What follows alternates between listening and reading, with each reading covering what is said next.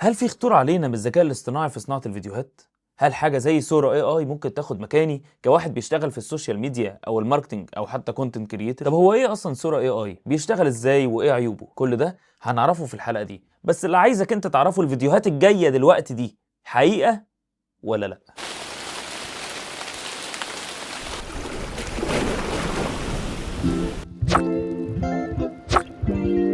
الحقيقة إن واحد من الفيديوهات اللي فاتت دي كان مش حقيقي. ها، خمنت أنهي واحد؟ ارجع كده وبص وقول لي عرفته ولا لأ. الحقيقة بقى إن ولا فيديو من اللي فاتوا كان حقيقي وكان كله AI. طب كالعادة تعالى أقول لك كده إيه صورة AI ده وجه منين؟ صورة AI شغالة على حاجة اسمها تكست تو فيديو موديل، يعني زي AI العادي بس تكست بتكتب له تكست زي ما احنا بنكتب لشات جي بي تي، بس بياخد التكست ويحوله فيديو. واللي عامل صورة AI اللي ما يعرفش هو نفس اللي عامل شات جي بي تي، وهي شركة OpenAI. وحظنا الحلو اللي انا مش عارف هو حلو ولا لا، انه بقى متاح للناس كلها من اول ديسمبر 2024. هل ممكن في يوم من الايام بقى حاجة زي اللي بتجنريت الفيديوز دي زي صورة AI او غيرها تاخد مكاني؟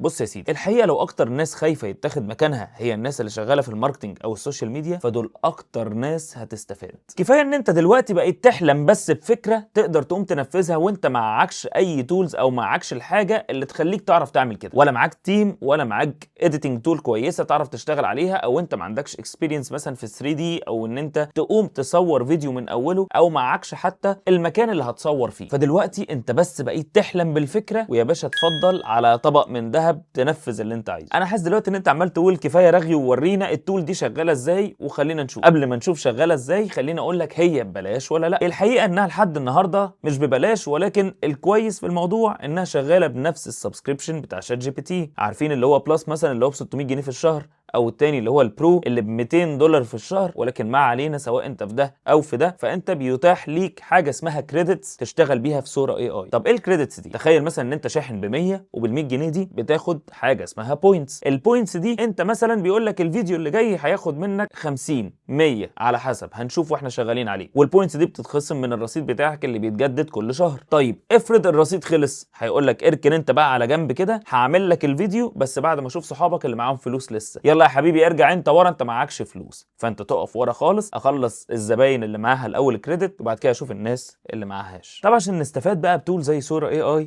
تعالى نعمل لها ريفيو ونفهم كل فيتشر فيها بتعمل ايه، وكمان نشوف عيوبها. هنشرح دلوقتي الستة فيتشرز المعروفين بتوع صورة AI، واول واحدة هو ان انا اعمل فيديو. تعالى نفكر في فيديو كده وهنحتاجه بعدين، ان احنا نعمل دولفين بينط من المية. يلا نجرب. هقول له ميك ايه رياليستيك فيديو اوف دولفين jumping out of the water، وكمان عايز اشرح له الكاميرا بتتحرك ازاي بالظبط. فهقول له the camera is moving slowly above the ceiling. هحدد له بقى دلوقتي الريشيو بتاع الفيديو اللي انا عايزه، وكمان هقول له الريزولوشن بتاع الفيديو اللي انا عايزه. يقول لك مثلا دلوقتي ان 480 ده اسرع حاجه، الابطا منها باربع مرات هي ال 720، وانا بصراحه ماليش اكسس لاكتر من كده، فاحنا هنشتغل النهارده على ال 400 وعلى ال 720. خلينا دلوقتي نعمله على ال 480 ونشوف. بيقول لي عايز فيديو واحد ولا فيديوهين؟ هو دايما بيطلع لك اتنين عشان تبدأ تختار انهي فيرجن عاجبك اكتر، ولكن خلي بالك ان انت تختار بين اتنين ده هيكلفك كريدت اكتر من ان انت تختار واحد بس، او اللي هو يطلع لك واحد بس. لو انت برو مش بلس هيطلع لك كمان اختيار ان انت تعمله على 1080، وكمان ان انت تكريت 4 فيديوز في نفس الوقت تختار بينهم. هنعمل 2 فيديو. لو دوست بقى على علامة الاستفهام دي هيقول لك ان دلوقتي هيكلفني حوالي 50 بوينت من البوينتس اللي معايا، لكن انا مفلس، انا معيش اي بوينتس، فهو هيعملها في ريلاكسد مود، او اللي هو هياخد وقته ويركني في اخر الطابور. وهبدا ادوس كرييت. لو دوست جنب الصوره بتاعتي اللي فوق بقى على اليمين دي هلاقي حاجه اسمها 1 كده وعماله تلف، فدي بيقول لك ان الفيديو بتاعك بيتعمل. لو دوست عليها هلاقي ان الفيديو بتاعي بيتعمل فعلا، ولو دوست عليه هيدخلني في الاثنين فيرجنز اللي بيتعملوا، او على حسب انت مختار واحد ولا اتنين. دلوقتي طلع لي فيديوهين وانا المفروض اختار بينهم. اول واحد ده مش دولفين طبيعي، ده دولفين عنده مشاكل نفسيه او حد بيصطاده تقريبا، فعمال يلعب في الميه ويطلع تاني. بصوا اللمسه، بصوا ايه اللي حصل ده بعد ما لمس الميه.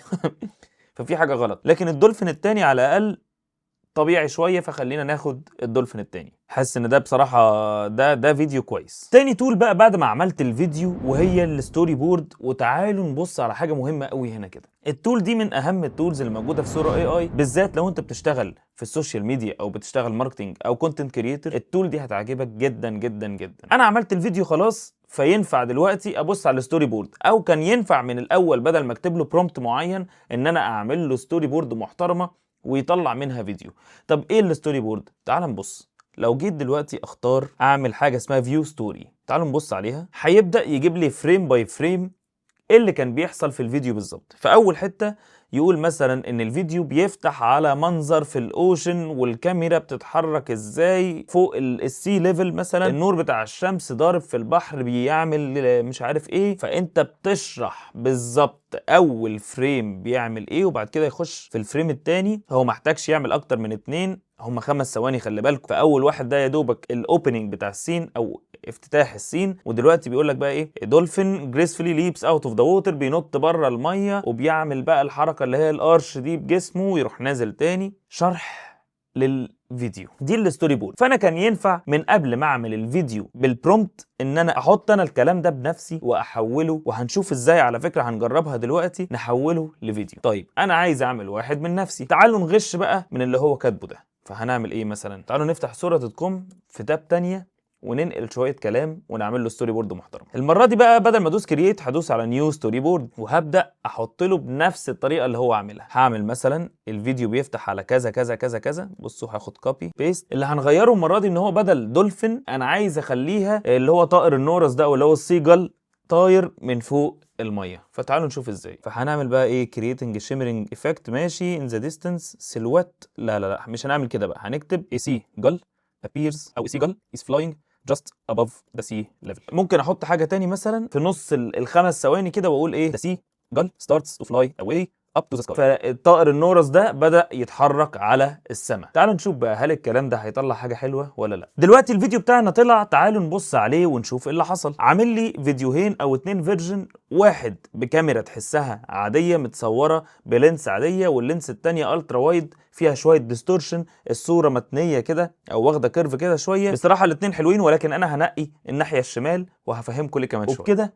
ابقى عملت مره فيديو بالستوري بورد ومره عملت بالبرومبت العاديه، وده يجيبنا لتالت تول معانا وهي البلند. تعال اوريك يعني ايه بلند. لو خدت بالك انا عملت فيديوهين دلوقتي شبه بعض جدا، واحد للدولفين وواحد لطائر النورس. تعال نشوف البلند دي هتعمل ايه، ومعرفش انت لقطتها ولا لا. هدوس بلند، بيقول لي اختار ان انا اعمل ابلود لفيديو ولا اختار من اللايبراري بتاعتي. هقول له لا، من اللايبراري بتاعتي اللي الحاجات اللي انا لسه عاملها، وهختار الفيديو بتاع الدولفين. ده برضو كان الالترا وايد، وده الفيديو اللي احنا اخترناه، فانا هختار الفيديو العادي. جاب لي كيرف كده بيقول لي عايز تبلند منين لمنين، وامتى ابدا اخفي اللاير اللي فوق، امتى ابدا اخفي الطبقه اللي فوق، وامتى ابدا اظهر الطبقه اللي تحت. وانت اللي بتختار ده بالكيرف بتاعك. كمان عندك من ضمن الحاجات اللي موجوده اختيار تحت كده اسمه ترانزيشن بلند. فهل عايز يبقى حاجه كده ده يختفي وده يظهر من غير ما تحس بحاجه، ده اللي هو اسمه اول واحد اللي هو الترانزيشن. واحد تاني اسمه سامبل، او في حاجه اسمها ميكس يحط الاثنين مع بعض. بس اللي انا عايز اجربه دلوقتي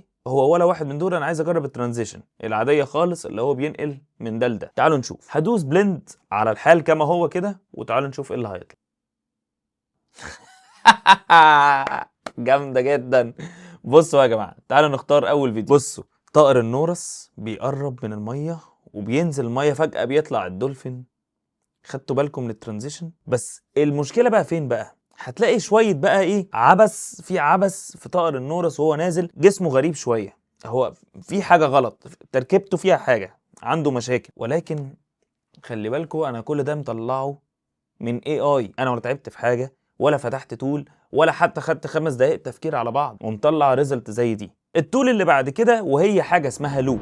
تعالوا نشوف اللوب دي بتعمل ايه. انا دلوقتي الفيديو اللي طالع لي ده 4 ثواني او مش مكمل 4.5 5. انا عايز الوب الفيديو او عايز اكبر الفيديو شويه من حتت معينه في الفيديو. فانت بتختار جزء معين تطول فيه. فمثلا ناخد طائر النورس وهو طاير ونعمل له لوب. فهختار الحته اللي في الاول بتاعه طائر النورس. هو مش عايز يضم اكتر من كده، يعني هو خلاص كده انا واخد فريم، فمش هينفع اضم اكتر من كده. وهقول له عايز ماشي، هيحط لي 4 ثواني. ينفع نورمال ده بيحط لك 4 ثواني، ينفع شورت يحط لك ثانيتين، ينفع لونج يحط لك 6 ثواني. لا يا عم انا عايزه نورمال، يلا اعمل له. ويبدا يحطه برده في الكيو بتاع ريلاكست اللي بياخد وقت مع نفسه. طبعا الكلام ده انت لو عامله على 720 هياخد وقت اكتر. هو بيقول لك 4 اضعاف الوقت، وكل ما بتعلى بالكواليتي كل ما طبعا هيعلي التايم اللي بيعمل فيه الريندر او بيعمل فيه البروسيس دي ان هو يكريت فيديو جديد. انت لو بقى على النسخه البرو كمان ينفع تعلى اكتر واكتر وتعمل فيديو ب 1080. تعالوا بقى نشوف دلوقتي بعد ما عملنا اللوب وضفنا 4 ثواني الفيديو بقى شكله عامل ازاي. يا نهار اسود على العك، ده ولا بقى دولفين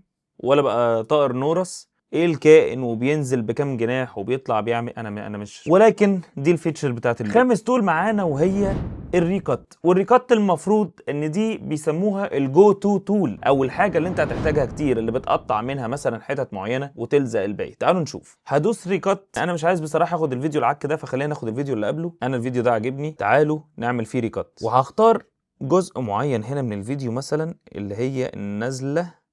كان قبل النزله كان في حاجه غريبه هنا بتحصل اهي. بص بص بص بص الجناح، في حاجة غلط هنا يعني بتحصل هنا كده، عايز اقطعها.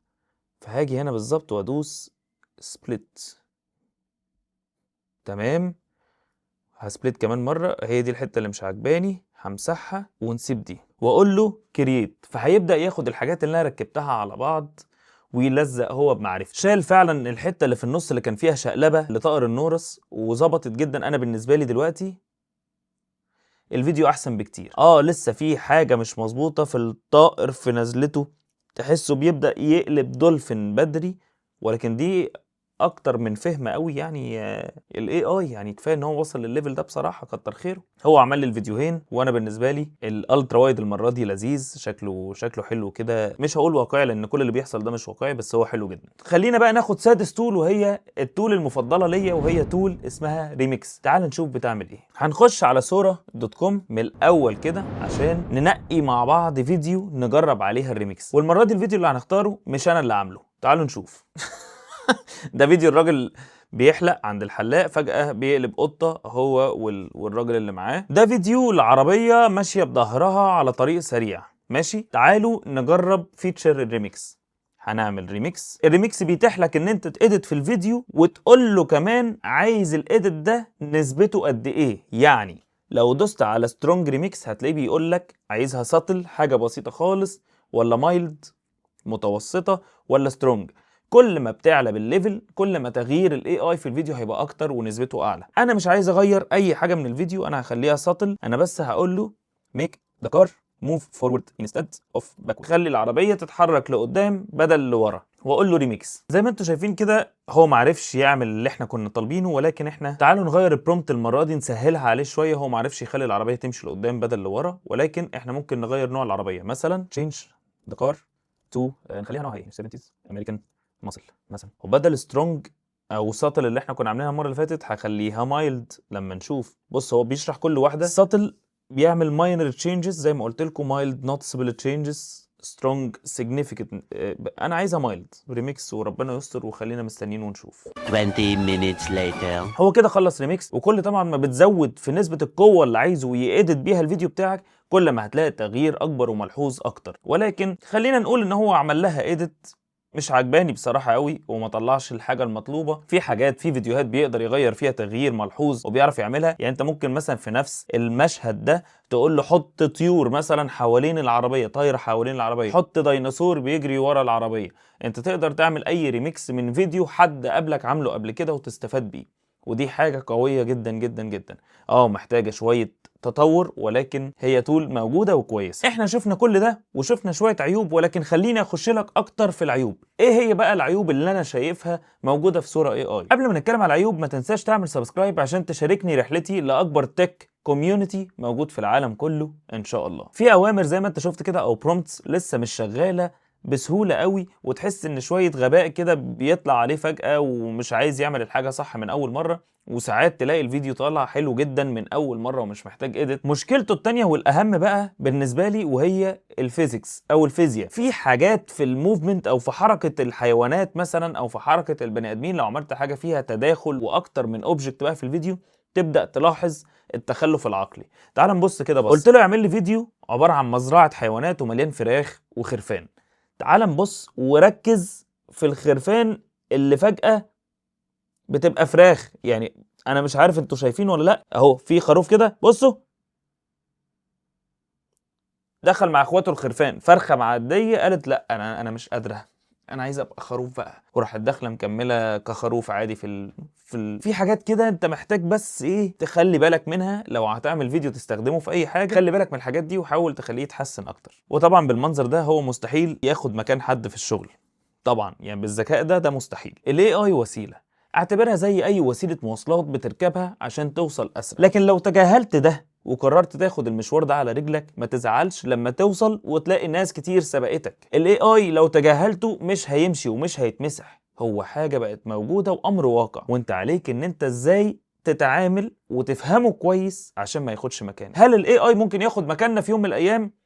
ممكن ياخد مكان ناس للأسف، دي حقيقة برضو. ولكن الحقيقة التانية هي برضو ان الاي اي فتح مجالات شغل كتير جدا جدا، وفتح تايتلز جديدة في اي شغلانة. وهتلاقي دلوقتي ناس متخصصة تكتب برومبتس معينة لشات جي بي تي مثلا او اي اي بيستعملوه، لان هم عندهم قدرة او مذاكرين كويس وواخدين كورسات في ازاي يعملوا برومبت الاي اي يفهمه ويطلع النتيجة صح من اول مرة. اللي انا عايز اقوله ان الاي اي بقت حاجة موجودة وتجاهلك ليها مش هيمسحها ولا هيلغيها. دلوقتي برضو جوجل على فكرة بتعمل تول زي سورا، وطبعا زي ما هم ماشيين دايما في التنافس، شات جي بي تي قدامه جيميناي، دلوقتي سورا قدامه حاجة اسمها فيو VEO، وان شاء الله لما فيو يطلع للنور اكيد هعمل لكم كومباريزن فيديو بينهم هما الاثنين. لو لسه بقى ما شفتش الشاشة اللي ما بتسحبش اي حاجة من البطارية فما تنساش تشوف الفيديو ده. اما الفيديو ده بقى لو انت مش عارف الفرق بين ال LCD وال OLED وال LED فما تنساش تشوفه برضو، واكيد ما تنساش اللايك والشير والسبسكرايب وتقولوا لي طبعا رأيكم في صورة في الكومنتات، واشوفكم في فيديو جديد.